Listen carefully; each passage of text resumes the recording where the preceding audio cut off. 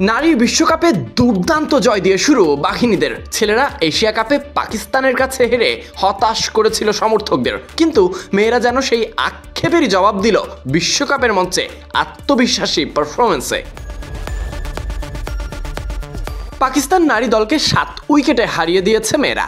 এই জয়ে নিগার সুলতানাদের অবস্থান এখন পয়েন্ট টেবিলে ভারতের উপরে, অস্ট্রেলিয়া থেকে সামান্য রান রেটে পিছিয়ে দ্বিতীয় অবস্থানে।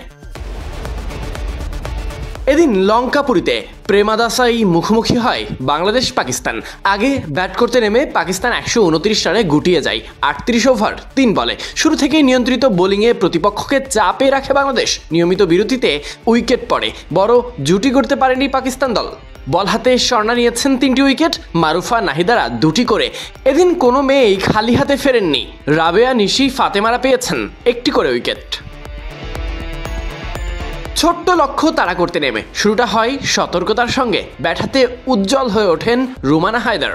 77 বলে 54 রানের ইনিংস জয়ের পথ নিশ্চিত করে। নিগার সুলতানা জ্যোতির 23 রান, শারমিন মুস্তারার দ্রুত 24 রানের ঝোড়ো ইনিংস দলকে 31 ওভার 1 বলে জয় এনে দেয়।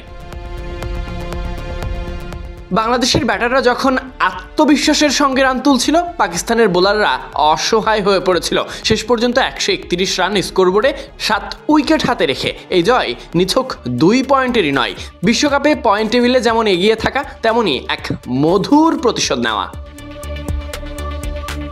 পুরুষদের এশিয়া কাপে যেখানে পাকিস্তানের কাছে হেরে বাংলাদেশ বিদায় নিয়েছিল, সেখানে নারী দল বিশ্বকাপে একই প্রতিপক্ষকে হারিয়ে প্রতিশোধ নিল।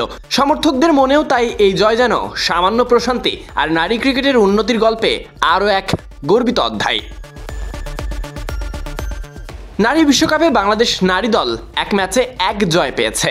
রান রেটে অস্ট্রেলিয়ার থেকে সামান্য পিছিয়ে 1 জয়ে দ্বিতীয় অবস্থানে।